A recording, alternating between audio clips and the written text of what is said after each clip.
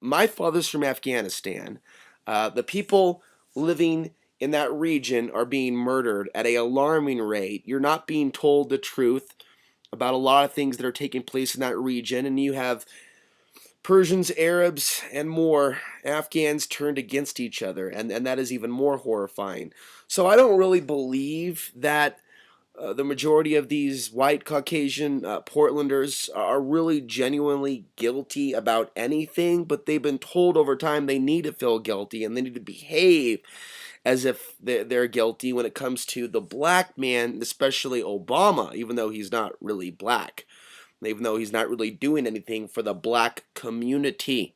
He may talk about a few things to get you interested. There was a time he used to talk about pot, the legalization of pot, even though they're not going to go fuck with Colorado or Washington State as they claim right now. They themselves, the federal government, they are not freeing the many prisoners from the penitentiaries that are in there for non-violent drug offenses. So they may talk a good line to keep you interested, because apparently in this society all they have to do is talk, smile, wear the right suit, wear the right clothes, dance to the right music, speak and orate into the podium a certain way, and it's like magic. It's like sorcery when you're able to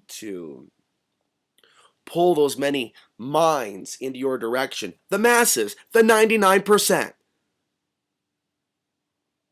So I'm looking at Occupy. I'm looking at this anger. They're screaming about how they don't have this, they don't have that. You have this. I want what you got. And I'm looking at this situation where people are calling for class warfare.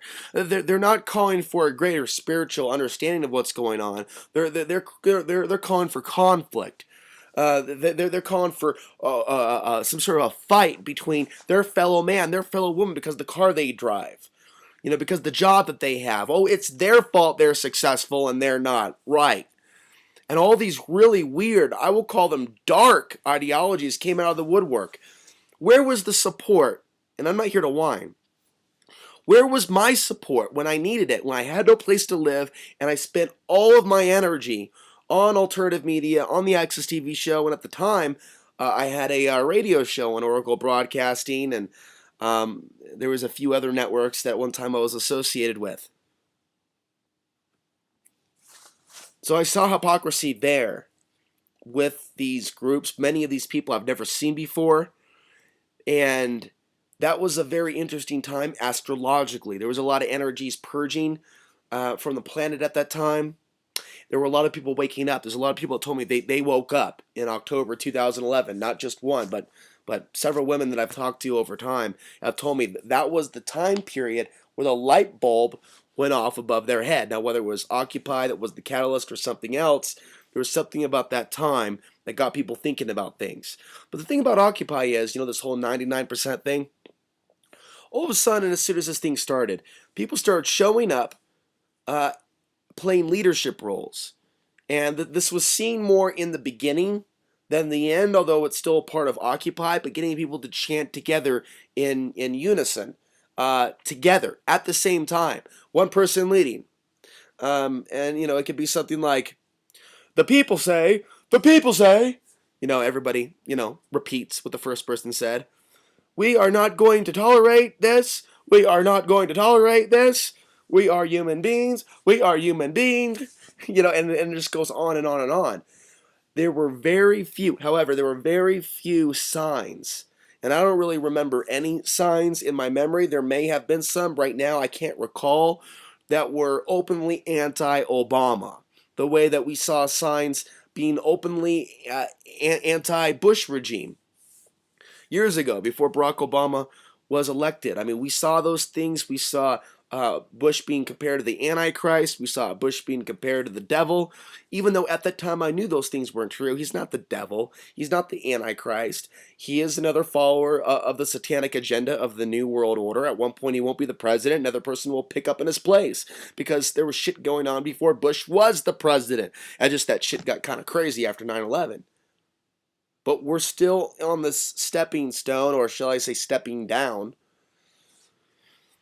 falling, if you will, from these major historical events. 9/11 has weakened this country economically, militarily, and so many other ways. If the TSA hasn't caught any terrorists, the only thing that they have to claim is that they've manufactured certain events, like the so-called underwear bomber, which was assisted onto the plane. We have things like that where the government is clearly involved in helping the suspect get on the plane. Or we have the Portland case of the Christmas tree bomber, where the FBI is teaching this guy how to make a bomb in Lincoln County. Pure insanity. So 9/11 has weakened this country. 99% of the people don't seem to show much concern in relation to this. There were very few 9/11 was an inside job signs at Occupy. There were people that came, there were people like me that have similar passions at one point came, and you can look on YouTube, and I suggest you do, at people shouting independent thinkers, the real philosophical 1% out of the group, screaming at them, calling them capitalist, calling them pig, calling them. I remember being called a fascist for no reason by a protester in the year 2003. Now, I'm still learning about what's going on. Me and my friend are walking to the Burnside Bridge. At the Burnside Bridge, a huge chunk of young men and women were congregating. They shut down the bridge, and me and my friend were just watching. This guy was treating us like we were cops, and he was screaming in a circle, "Fascist! Fascist!" Why? Because I'm not wearing a tie-dye t-shirt. You're going to tell someone whose father was from Afghanistan, whose country is being bombed, that I'm a fascist because I'm not wearing a torn shirt and my pants at the time may have been clean? My shirt, I may have been wearing a fresh shirt. I may have been wearing one of my nice casual jackets that I used to have at the time. Fascist! Fascist! Who the fuck are you calling a fascist? These are people from the country that is responsible for multiple genocides. And this mass of people, this 99%, doesn't seem to care about that. But they will call Ron Paul a racist because the mainstream media that they're already against, that lied to them about weapons of mass destruction, may have also lied to them about those newsletters and many, many, many other things, or taken the newsletters out of context. Of course, I'm not going to make a video saying Ron Paul's an angel. I was very upset with him at his presentation, his delivery during the Republican debates. This didn't seem to bother other Ron Paulers. I saw what I believe is to be a truce between him and Mitt Romney to throw to Mitt Romney. All to help his son. Ran in 2016! Ran! I they were trying in 2016! I'm dumber than a fucking pile of dog shit! I'm gonna fall for it again! And honestly, if you're standing with Rand in 2016 and you know what's wrong, you're not any different than an Obama supporter. Okay, you're a little bit better because Rand isn't purely satanic all the time. But if you don't know that Rand is an evil fuck, an opportunist, I think Rand's going to be setting something up that's going to be dangerous for this country if that guy's elected. Because if the establishment is behind Rand Paul in any way, shape, or form, Fox News, or anything like that, we're going to go right back into Republican control, and it's going to be just another war, but in this case, maybe the people behind it, oh, we have to fight China, we have to fight Russia, it's for the greater good! It's in the works. It's on the stove. It's in the toaster. It's in the oven. It's being cooked as we speak. Spiritually speaking, it's the 1% that seeks a direct connection with God. It's the 99% that follow religion and listen to a pastor, listen to a priest, tell them what to believe about whatever.